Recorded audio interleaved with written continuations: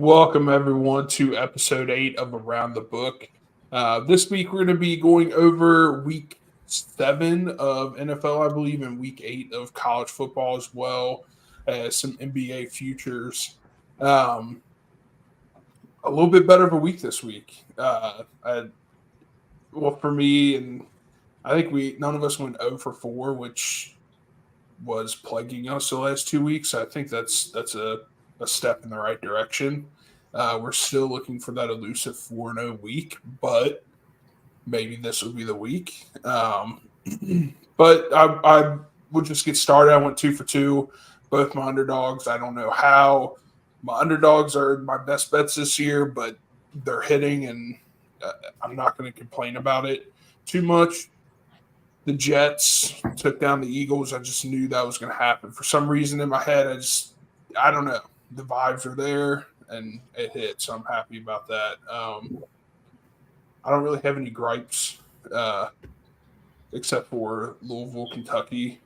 Not only is Lexington getting my wrath, now Louisville is. I'm never betting on the University of Louisville, the University of Kentucky, Eastern Kentucky, Western Kentucky, Northern Kentucky, all of them. I'm betting if I have to bet, like when they're involved, it's going to be against them. Louisville just crapped the bed this week against Pitt, who has been terrible. They're 1-5 or 1-6 going into this game. So, I just don't know what happened. But that's my rant. I don't know if anyone else has anything else to say about their week, but they can go ahead. I don't know if I have a rant, but I might need you guys to have an intervention for me for the sake of the NFL. I have become like the Grim Reaper with my picks. Like the last 3 picks, key players have all gone down. I picked the Bears money line for my upset this week. Bam. Justin Fields, obliterated. No timetable for his return. I picked the 49ers as my lock. Bam. Christian McCaffrey, obliterated. Deebo Samuel, obliterated. Last week I picked the Vikings. Bam. Justin Jefferson, dead. It's like, what is happening here? All of my picks are like falling apart, literally. Like their bones are shattering. What is this? I don't know, but I don't want you to bet with the Niners ever again. I'll tell you that. I'm afraid to bet for the safety of these people. Yeah. But yeah, I don't have any big gripes, but we did see Gardner Minshew remembered who he truly was. Yeah, last week. I called him the best backup in the league a couple weeks ago. That did not age. He is Trailer Park Ryan Fitzpatrick. Yeah. That is who he is. And he's going to have the same role in the league for the next decade. Yeah, he's going to make a career out of it, and he'll be a journeyman. Maybe he's going to be the next Ryan Fitzpatrick. Absolutely. The world needs more Ryan Fitzpatrick. Yeah. So maybe that's not a bad thing. Just don't ever bet on him. No, never. Especially in these uniforms they're going to be wearing this weekend, not bet on those. So, are they wearing the midnight blue? Yeah. It's like a heathered blue. Wasn't my favorite new uniform. No. Say that. And the black helmets look like. Do you guys ever watch like those guys that get all the sports memorabilia that's signed and everything, and they're like, "Oh, it's $100 for this helmet," and it's like a crazy color rush of a normal NFL helmet, and it's like signed. That's what that Colts black alternate looks like to me. Like it just looks cheap. I don't know. I'm not a huge fan of it. No. And I just don't like when teams just try to make a color that's not one of their colors, just all of a sudden a thing. Yeah. In their uniform scheme. Mm-hmm. Well, back in the day, every team had black uniforms. Like the Bucks had one, the Lions had one. Like everyone had an alternate black, which really always looked good for the most part. I miss those days. If they were doing a throwback one of those, that would be different. Yeah. The Colts have always just been blue and white, haven't they? I don't think they've ever had anything else. I don't think so. They might have had one of those black ones, but that was like early 2000s. Yeah. I don't know. I don't remember that. I mean, even back in their beginning days, I feel like they were blue and white. Yeah. But yeah, I don't know. That like I said, it was a step up for us. So we're going in the right direction. Jake, did you have any gripes or anything you wanted to get off your chest from last week before we get started? I can't put 2 good weeks together. The week before this week, I went 3-1. We got back on track in college, and then I followed up going 0 for 2 in college. And thank God for the Lions, or it would have been an 0 and 4 week. Sorry about that. Maybe not thank God for JT, but for my I was gonna record say, at this as long point. as my futures bet for the Bucks winning division is still intact, we're good. It is. Yeah, that's still intact. Yeah, I didn't bet that game because I knew that game would be a dogfight. If it got to 3.5, I would have probably bet it, but it never did on FanDuel, and I'm glad it didn't because I would have lost that bet. Mhm. Yeah. All right. Well, I guess we'll get into our college picks for this week. I'm going to go with my lock, get that out of the way because it's probably going to be a loser based off my record. But I'm going to take USC, Utah over 55.5. I got that at minus 115 odds. Now, I had put this bet in yesterday, but if you go today, it's down to 53.5, which I like even more. I wish I would have got it at that. But I think this could be an old-fashioned Pac-12 shootout. Caleb Williams has put up his numbers. He's not what we thought he was going to be this year as far as like his leadership and like USC being this powerhouse. Like they're just very middle of the road. Like I don't know, but Caleb Williams is still putting up his numbers, so I'm not too afraid of that 55.5. Utah can run the ball; they can't pass the ball, but I think if USC can start scoring points, it might push Utah a little bit to score some points. And I just need USC to put up 40 or so points, and then Utah can handle the rest, I think. So I really like this over. And then my underdog, I'm going to go with Northwestern money line against Nebraska at plus 330. I'm looking at the slate this week. I couldn't really find an underdog that really spoke to me, but for some reason, this one did. Nebraska is like they're frauds. I think they're not that good. Northwestern has been surprisingly better than everyone expected them to be. So I think this could be like a Big Ten, like fall, gloomy, dirty game where it's like 1 or 2 touchdowns get scored the whole game, couple field goals. I see this being like a 13-10, 13-7 type game where Northwestern squeaks out. I like that. Betting on Northwestern makes me uncomfortable because they're Northwestern. Yeah. But I am also feeling some old school, sloppy Big Ten football this weekend, so I'm on board with that. It's going to be a theme. Yeah. All right. So I guess I'll move to my college football lock of the week. I am taking South Florida traveling to UConn as 2.5-point favorites. UConn's awful. And, it feels like a little bit of a trap game because it feels like, if nothing else, South Florida can move the ball up and down the field. So for them to only be 2.5-point favorites feels a little bit like a trap. But UConn is awful. So, all things equal, give me the good offense. I think this could be a comfortable cover. UConn's won, one game all year? I don't see them beating South Florida this weekend. I don't see them keeping it particularly close. So that's my lock this week. And then my Big Ten football game, I'm going Michigan State plus 24.5 against Michigan. For those of you who don't live in Michigan and don't know what this rivalry means to Michigan State, this is everything for the Spartans. This is their Super Bowl. They raise their children to hate Michigan, and they raise their children's children, and nothing else matters as long as they can go fight Michigan.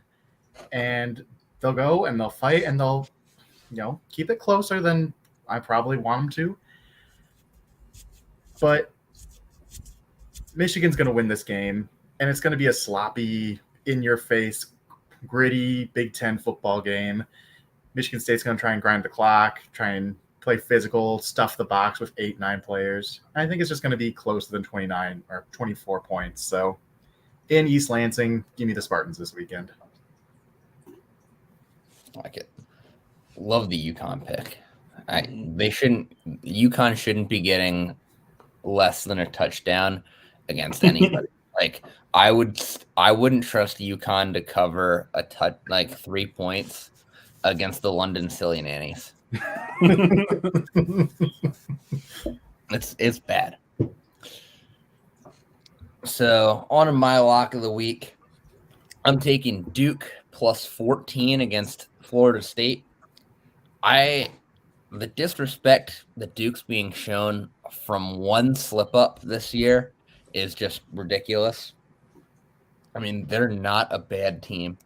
They rolled last week. Yeah. So I'm at McDonald's. If you got to try Autoplay ESPN. Thanks ESPN for your autoplay ad. No free ads. I know, right? And so, anyways, yeah, Duke's got a really good shot here. Florida State's they're fragile. They might win the ACC, but they have not shown that they're an undefeated team yet, in my opinion. So I really like Duke here. They've played everybody tough. I just don't see them being a 14-point dog. This game, to me, I wouldn't be surprised if Duke won this game. Their only loss was a 7-point loss to Notre Dame. I think Notre Dame might be a better team than Florida State. It's really going to be tight. Take the points there with Duke. And then on to another game that I'm really surprised the line's where it's at. Is Utah against USC. I'm taking the money line for Utah at plus 215. USC got exposed last week. They played a good defense for the first time all year, at least a better defense than they'd seen all year. And they showed that Caleb Williams is human. They only scored 20 points. And, the real shocking thing was that they gave up 48 to Notre Dame. Notre Dame's offense, it's okay. But, man, Notre Dame shouldn't be scoring 48 points on any Power 5 program. So I think that over could still hit for you, Casey, but I think a big reason why might be Utah getting you more points than you think. I think Utah can get to the high 20s against USC. I think this will be like a 20, 27, 24 game, maybe 31, 27. But yeah, I think USC is going to get outscored. I don't think they can score enough against Utah's defense, and I don't think they can stop anybody. I don't trust them to stop anybody. Utah figured something out offensively last week too. It was against Cal. But still, I don't see USC's defense being much better than Cal's at this point anyways. They can't stop anybody. They've given up 28 points or more to every Power 5 team they've played other than Stanford this year. So I think I could easily see Utah getting to 30. And if they get to 30, they're for sure winning that game. But even 20 might be enough. But yeah, those are my picks for this week. Yeah, I'm hoping it's a 31-27 outcome because it'll hit my over. Yeah, it could. It very well could. I think it's going to be right around there. I think it's going to be in the 50s, that total. Those are some good odds considering how bad USC looked last week too. And this is a very similar opponent for them. Yeah. I like it. All right. So for my lock this week, we're going to go with Army plus 30 at minus 110 odds against LSU. LSU is a much better football team than Army is, but their defense is not good. Their offense definitely makes it possible for them to cover this, but I think their defense makes it pretty much impossible. They're not good at all on defense, and their run defense is especially bad. Army is going to run the ball a lot. And the way their offense is, if they can get a running game going, it's going to eat a lot of time off the clock, which is going to keep the ball out of LSU's hands. So I think with that in mind, 30 points is a lot. It's a lot of points for LSU to cover here. I think Army takes some time off the clock with LSU's poor defense. They can get the running game going, and they might lose by 3 or 4 touchdowns, but I don't think they're going to lose by 30. And then for my underdog this week, we are going with FIU money line at plus 180. I think this game's on Thursday night, so it'll be something to look forward to early in the week. Both of these teams are bad, but Sam Houston is 0-6 this year. Plus 180 is solid odds for an FIU team that's going to be playing Sam Houston, who has not won a game yet. They really don't do anything well. And FIU is not like, they have not been very good this year, to say the least. But I think for a team they're playing, this should be a pretty easy win for them. And plus 180 is pretty solid odds for that. Yeah, I like that Army pick. I think it'll be crucial if they can really eat the clock. I think LSU's going to have a real hard time covering that spread. Yeah. All right. The FIU pick too. They've Yeah. looked good at times. Like they're not. They just haven't been able to put some games together all the way, but they're not bad. No. All right. So let's get into our NFL picks. This one, my lock, I'm kind of betting on the bet almost, if that makes sense. JT, you kind of did this last week where you were kind of hoping if you guys are playing and you're kind of just like playing this by ear. Since we do the show so early in the week, sometimes we don't know all the information. So this is kind of where I'm at with this one. The Niners are currently at -7 right now against the Vikings. And like I said before, I don't like a whole number when it comes to the spread. So I'm doing -7.5. I'm taking an alternate spread at plus 106. Now, I'm doing this in hopes that either Debo or Christian McCaffrey are back. Because if one of them are back, I think they can cover the spread, especially coming off a loss. Brock Purdy lost some of that magic that he was having, obviously because he lost some weapons. I'm sure a lot of people are happy about that, but I just think if those guys are back, they're looking for blood. They didn't like losing. I think they could easily cover that if those guys are healthy. Now my money line pick my underdog pick is Chargers money line at plus 190. Now, the Chargers aren't bad, but they are at the same time. Like, they have bad coaching decisions, bad plays, but they have good players. They're an anomaly to me in the NFL. Like, they put up all these numbers, and on paper, they should be making it to the AFC Championship every year, but like, they just can't put it together for some reason. So, saying all that, I do think that they can get it back on track and beat the Chiefs. I think they'll put it all together on this one. Eckler kind of had his warm-up game this week. Now he's back in the groove of things. I think they're going to take down the Chiefs. They're playing in Arrowhead, so that could go against them a little bit. And plus, the Chiefs have just been getting some of the craziest calls this year. So I think the chips are stacked against it, but I think they'll be able to pull this one out. I like the Chargers pick. I feel like the Chargers and Chiefs always play close games. Mm-hmm. Every time I watch them play, it's always down to the wire. I feel like last week betting on people and their health situation, their game status, it kind of worked out for me. Yeah. I bet that Duke's quarterback would play, and he didn't, but Duke still rolled, so I was wrong, but I won, so that's good. And then I bet Deshaun Watson wasn't going to play. I got those odds at 5.5, and then when they ruled him out, like on Thursday, those odds skyrocketed to like 11. Yeah. And then the Browns still won anyway, so I was right, but I lost. So it's kind of a mixed bag when you gamble on stuff like that. I feel validated and sad at the same time. Yeah. Yeah, no, when I saw that line move that much, I was like, man, I almost sent it to you guys in the chat. I was like, JT, it worked out for you. I felt so good about that with Yeah. PJ Walker stepping in there. And, if injuries didn't happen, it might have gone differently. But, that's kind of how the ball bounces sometimes. Yep, next man up. Yeah. Yeah, we almost saw 3 backups that day. So, well, get ready to see more because I'm making my NFL picks. all right. Well, All 1 right, second. My Niners minus 7.5 is at plus 106. I don't know if I said that, but that's my lock. All right, sorry. Go ahead. Very good. All right, my lock. I am going back to the team I bet against last week. I'm taking the Browns minus 2.5 versus the Colts.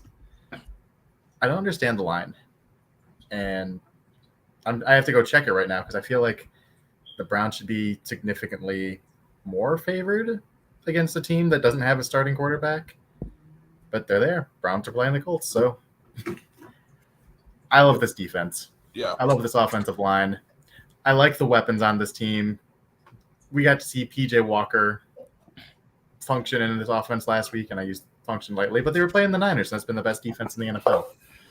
So going against a Colts team that just lost Grover Stewart to suspension, and they have a backup quarterback with a much worse situation going against this defense, I feel really comfortable going on the road to Indy minus 2.5. And then my upset of the week, I am taking the Lions plus 3. This Lions team is really good. They are the best run defense in the NFL right now, and Baltimore wants to run the ball. So when your defense is the best at stopping the other team's strength, I feel good about that. And this Lions offense is one of the best in the NFL. Even without David Montgomery, who got hurt last week, they're just going to plug in Jahmyr Gibbs, who's expected back. Mm-hmm. Add Amon-Ra St. Brown, Jamison Williams, and Jared Goff playing at a really high level for a game manager. I feel that Lions are just a better team, and I feel like they're going to come in and win this game straight up. So if you want Lions money line, I feel comfortable with my Lions money line, but since I'm getting the points anyway, I'll just take the points. Yeah. I like that pick. I'm nervous about your Browns pick because they've been back and forth. They've won, lost, won, lost, won. Now what are they going to do? They're going to galvanize to spite Deshaun Watson. All right. We don't need you, Deshaun. We'll get a guy off the street. We don't even care. Yeah. All right. No, I do like that. I think their defense was incredible. Is incredible. Now it was, but it's incredible for now until Myles Garrett gets hurt this week because I picked him. Let's hope not. But I don't want knock on wood. yeah. This is like the opposite of the Midas touch. Take this away. Yeah. All right.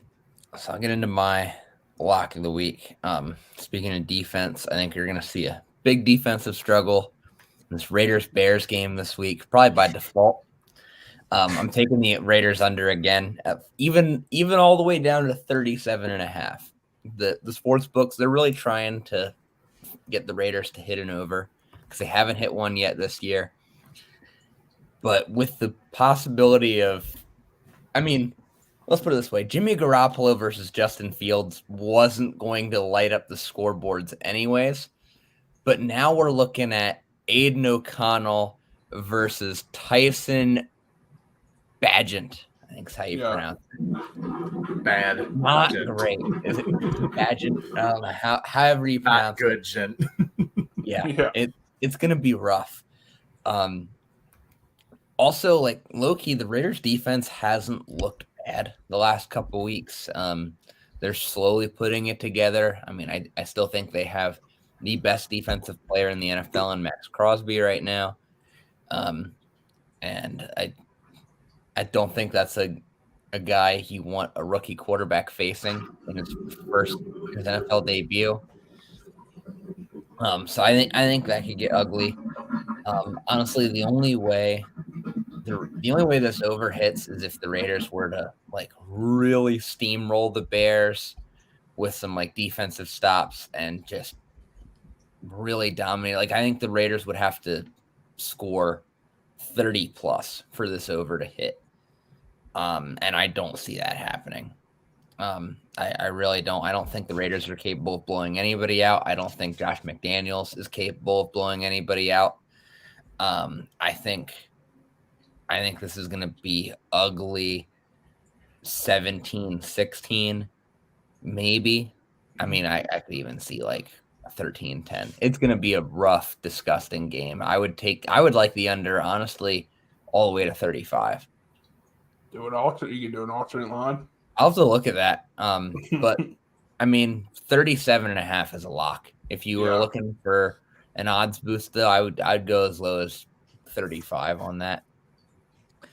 And then my underdog of the week, not really an underdog, but you get plus 105 odds on him. I'm taking the Dolphins money line against the Eagles. I mean, I don't think the Eagles are as bad as they looked against the Jets last week, but I also just don't think that they have the same offensive firepower that they had last year. Like it's not as explosive as it was, and I think you have to be explosive if you're going to beat Miami right now. I mean, the Dolphins offense just looks absolutely unstoppable. I mean, they can hit the home run, running the ball, throwing it doesn't matter.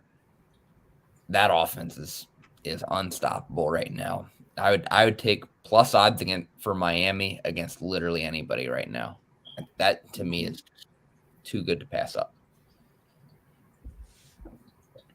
Yeah, they're definitely a scary team to look at if you're in the playoffs.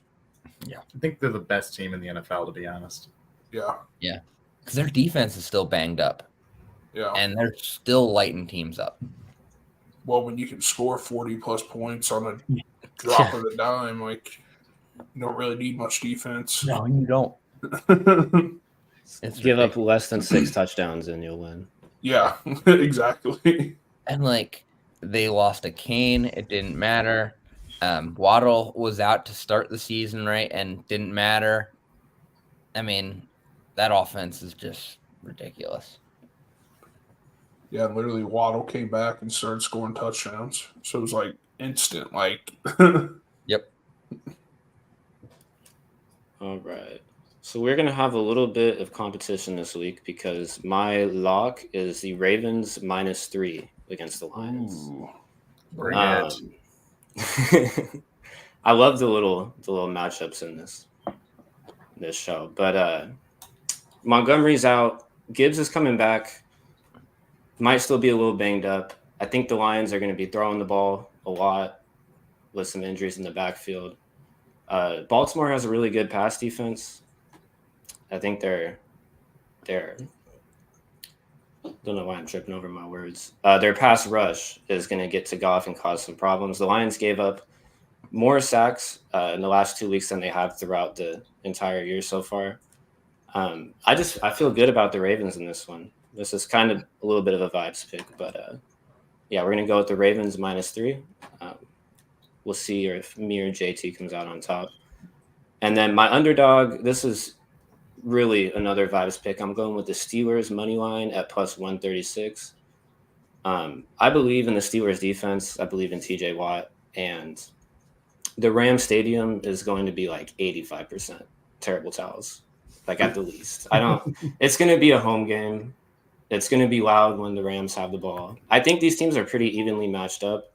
And at plus 136, I like the odds here for a game I think the Steelers win.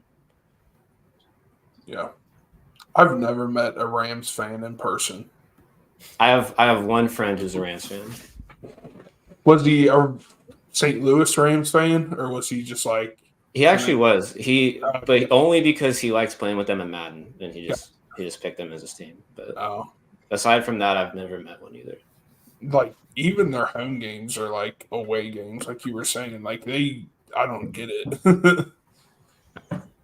Yeah, it's almost as if the NFL had one team that really called LA home, and they decided when they needed a new home to move them to Las Vegas, Yeah. where they don't have a fan base, and then put 2 teams in there that have never Yeah. had a huge fan base in LA.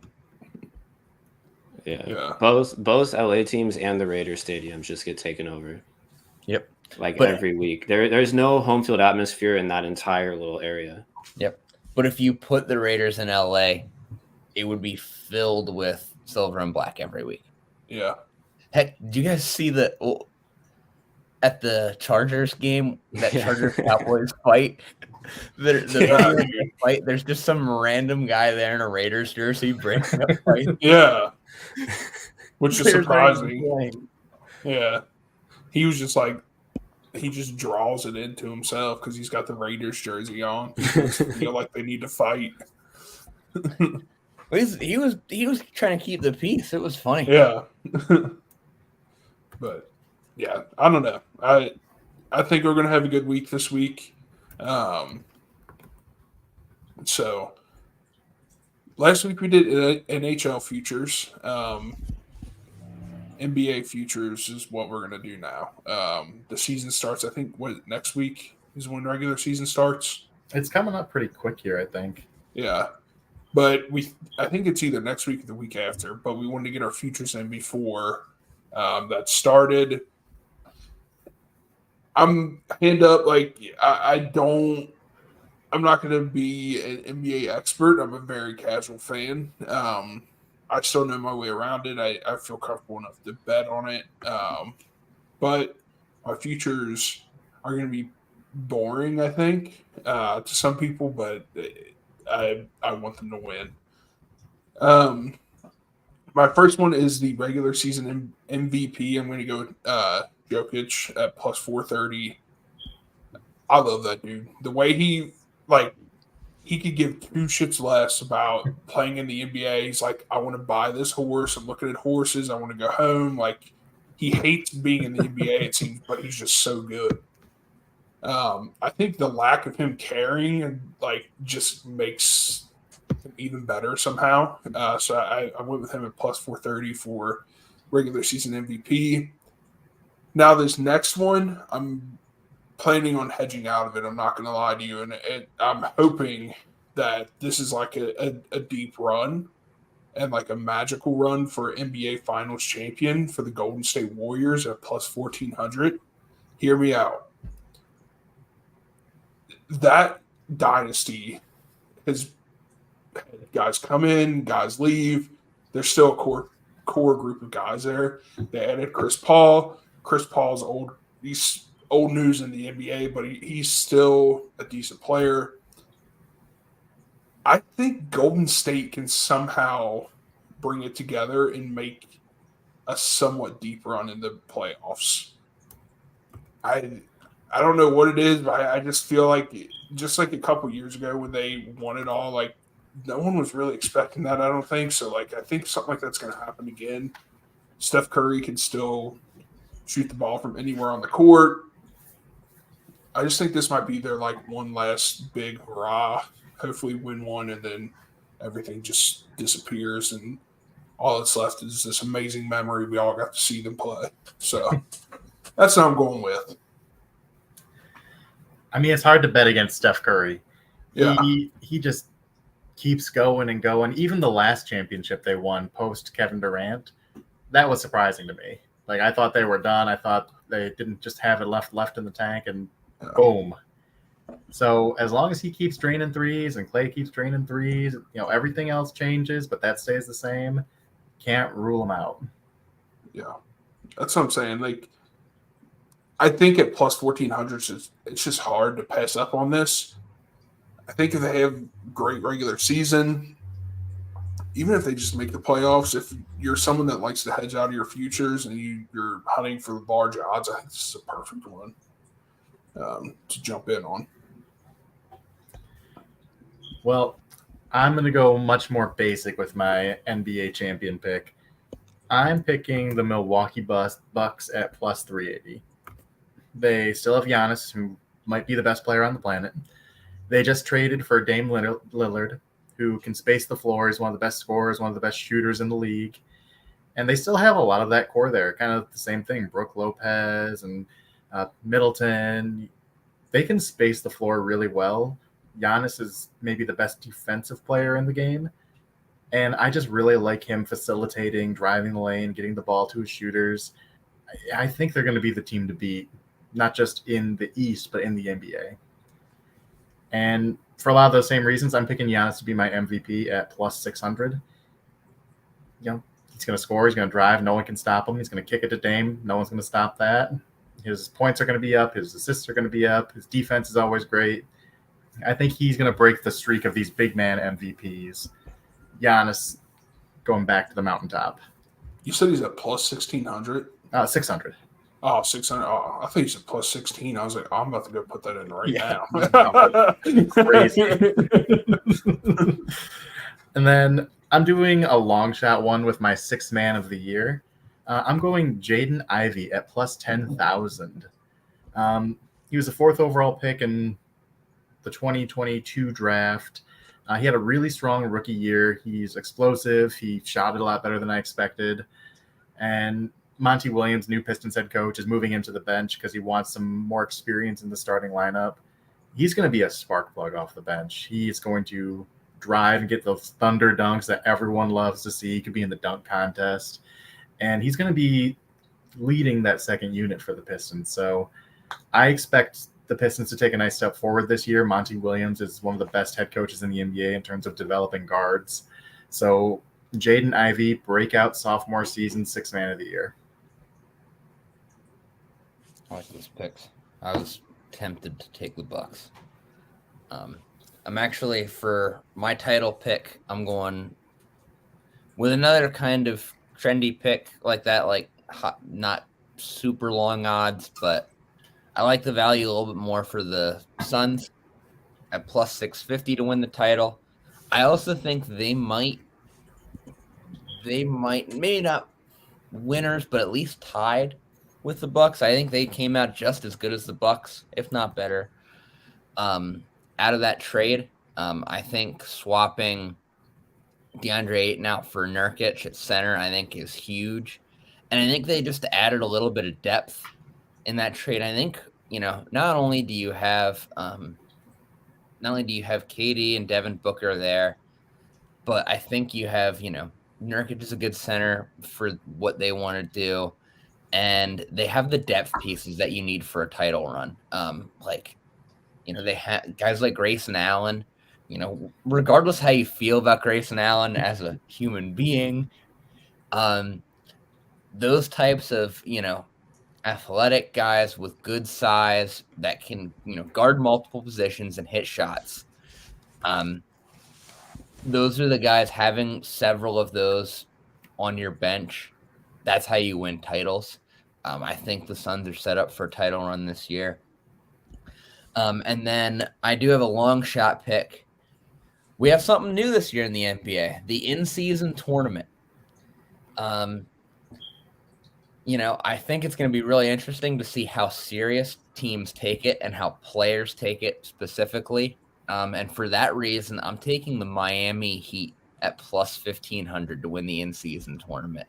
It feels like one of those things where while LeBron, Embiid, KD, Giannis, they're all load managing their way through those in-season tournament games, Jimmy Butler's just going to be going off for 40 a night in those games. It's just they're going to care more than everybody else. And, yeah, I like the Heat to win the inaugural in-season tournament at plus 1,500. I don't know how to navigate the in-season tournament because it's brand new, but winning a meaningless in-season tournament feels very Heat culture. So I'm in. Yeah, and Spoelstra's going to have them playing hard in those games. Yeah, and Jimmy will also have that whole team playing hard because Jimmy Butler's that guy. Biggest dog in the NBA. he literally is. Yeah. All right. So for my first NBA future, this is a bit of a long shot, but we're going with Brandon Miller to win Rookie of the Year at plus 1,600. Those are crazy odds for someone who was the 2nd overall pick. Regardless of how you feel about that, because I personally don't think he should have been the second pick, but he still was, and he's still a very talented player. And it's a lot of rookies in the NBA will come in and dominate. I think Wembanyama has a solid chance to do that this year, but obviously I would never wish injury on anybody. But with injuries, you don't know, who's going to be healthy their whole rookie season. You don't know how long it's going to take some players to adjust. And because of that, I'm going to take Brandon Miller here because 1,600 is just wild for the second pick. I don't want to pass that up. Yeah. And then my other future is going to be the Dallas Mavericks over 43.5 wins at -110. I really just don't think a team with Luka and Kyrie isn't winning 44 games. They had a pretty rough end to last year. I think they missed the play-in. I got like 11th in the conference. I think they made some nice moves this offseason, and I don't think Luka and Kyrie are winning 43 games or less. I don't see that. They only need to go like 3 games above 500 for this to hit. So I'm pretty confident in that. And yeah, those are my futures. I like the rookie of the year pick because, like you said, I mean, obviously we're not hoping anyone gets hurt, but I mean, look at Chet Holmgren last year. I mean, he was Exactly. Yeah. I mean, like you just never know what's going to happen. I would love to see Victor play this year, so I don't hope anything happens, but you just never know. So I mean, I think that's a good pick to get in on. And he also could just adjust faster. I don't think he'll be better than any of the top prospects from this year's draft, but he could adjust way faster in his first year. I agree. Yeah. I think Wembanyama is going to take a little time. I don't see him immediately breaking out as a star. I mean, he needs to probably put on a little bit of weight still. And I think he's got a huge adjustment. Yeah. Yeah, it'll be interesting to see. But I think we have some good futures for the NBA. One thing we did forget to do was our anytime touchdown parlay. I can't promise anything, but I do promise that one of these are going to hit eventually. We haven't had the best luck, but this week's the week. We're going to keep saying it till it happens, but this week is the week. I'm going to start off. Then we'll say we told you so. Yeah, exactly. It was all leading up to this. Well, with the big parlays, it only takes one to pay off for like the whole year. Exactly. If we just hit one of these, we're at least breaking even. So, I'm going to start off with Austin Eckler. I thought he was going to score last week, or I thought he was going to score like at least that happened. He's going to get the end zone this week. I think it's going to be like a little wheel route to him for 25 yards, and it's going to be pretty early in the game. But I think Austin Eckler is going to be my pick for this week. All right. I'm going a similar mold with my anytime touchdown scorer.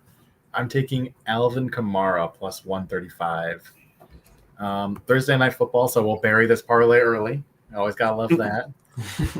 But Ryan Ramchek's gonna miss this game, so I think the Saints are want to try and get the ball out of Derek Carr's hands quickly.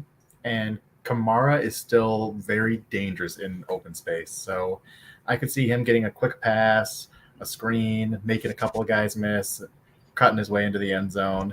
And then, of course, what he does as a ball carrier. I mean, you just got to get him touches. On the ground, through the air, he's dangerous. So I think he squirms his way into the end zone this week. Yeah. I like that. I like it. I'm going Bills wide receiver, but not the one you think. I'm going Gabe Davis this week. They're playing the Patriots.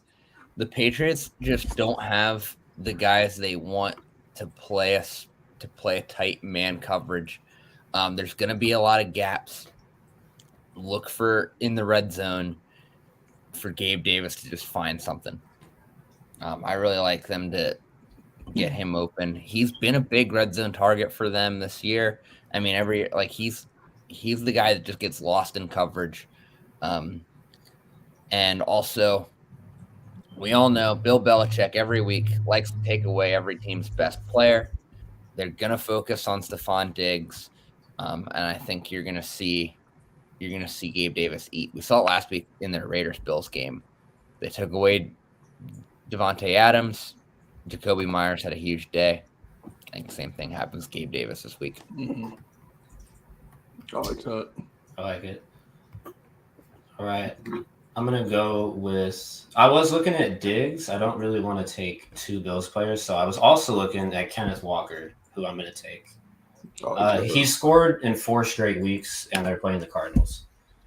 So I'm not going to break it down really any more than that. I'm trying to go with the safe pick here so we can get one of these to hit. Knock on wood. Knock on wood. Yeah, let me knock on wood for that. But yeah, four straight weeks with a touchdown. Yeah. Cardinals give up a lot of touchdowns, especially to running backs. So I think this is a pretty safe pick. Yeah, I like it. All right. Well, so just to go over, we have Austin Eckler, Alvin Kamara, Gabe Davis, and Kenneth Walker. I'm going to tweet out the odds for that once it's parlayed. I'll probably have it out tomorrow just because some of the books don't have all the players just yet and the odds. So I'll tweet that out, so just make sure to look out for that. We appreciate everyone watching again. Thanks for following along. Hopefully we can start going 3-4 or 3-1 and 4-0 here in the next few weeks. And show you guys that we kind of know what we're talking about, I guess you could say. But yeah, if not, I guess we're just having fun doing this podcast. So I guess that's a plus. But do you guys have anything else you want to talk about before we close out this episode? Any other games that you might not have a lock or underdog, but you like? We didn't talk about the biggest game of the week this week, actually, for college football. Yeah. A close. I think Ohio State's going to win 24-17. Is it at Penn State? It's at Ohio State. It's at Ohio State. Yeah, I got to favor Ohio State in the horseshoe. I don't know. They crap the bed sometimes when big opponents come into the shoe. I think Penn State's winning. Yeah, I like Penn State as well. I think I it's want going to Penn be State to win. tight. It's going to be tight and ugly. Yeah. I think it's going to be very similar to that Ohio State Notre Dame game. Yeah, I think it's going to be one of them games where, like, one fan base is going to, like, scream and jump off their couch, and the other fan base is going to want to sink into the back of it. Like, it's going to be like a last-minute play that, like, decides the game. For the sake of my Penn State future, I hope that they can. I think them Ohio State, Penn State, Michigan can all get in with one loss, but It's going it to be has weird. to be. Yeah, Because I think they're all going to beat each other. That's still my prediction Yeah. for the year. They all beat each other. But you got Yeah. 3 one-loss Big Ten teams who, especially like the way that I'm curious to see how the committee feels about the Pac-12. I think Yeah. that's going to be a big determiner because, like, clearly the AP loves the Pac-12. I mean, they just every Pac-12 team gets to be ranked according to the AP. Mhm. Yeah. Plus, you got to make sure that you have at least one or two SEC schools in there. It wouldn't be can't have that. So, Yeah, I mean, I think Georgia will probably get beat sometime along Yeah. the way this year, but then they'll still win the SEC and they'll get Yeah. in at 12-1. I think it's possible that Michigan, Ohio State, and Penn State could all make it because I think it's also possible that the Pac-12 won't get a team in. Yep, they could 'Cause I- definitely. Yeah. Every year, there's going to be some late season matchup that like Washington's going to get upset or something. yeah. Well, I mean, it happened to USC last year. Yeah, Yep. it happens. It happens every year. They always beat each other up, and then Yeah. Yeah. Which is sad because this could be like their last season, really. Yep. Where This is everyone it. goes away. Yeah. Yeah. Have you So figured that out yet? Like what Oregon State and Washington State are supposed to do They're next going year? to play each other 12 times. yeah, 13 for the championship game. yeah. I would love that. I don't know what they're gonna do. 'Cause They I should just join the Mountain West and just. I would assume that they're still gonna play these like the same teams because I feel like you have to have your schedule for at least a I 3 know, or 4 that's year what I don't span get. out. That's true. So I don't know. Yeah. But I think all of these moves are happening next year, aren't they? Yeah, It's weird. yeah. Bring back the whack. They should. Yeah, That's I what we mean- need. they just need to make it the East Coast and West Coast Conference at this point and just leave it at that. All right. Well, we appreciate everyone for joining us and listening tonight to episode 8. We'll report back next Wednesday, same time at 9:30 Eastern live. Hopefully, like I said, with some winners.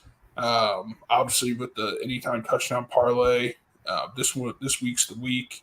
Not promising, but I am promising. So thank you guys again for watching. Tweet at us, comment anything you like this week or that you didn't like with our picks. We're open to talk about those and have a good week. And hopefully you guys all earn a good bankroll.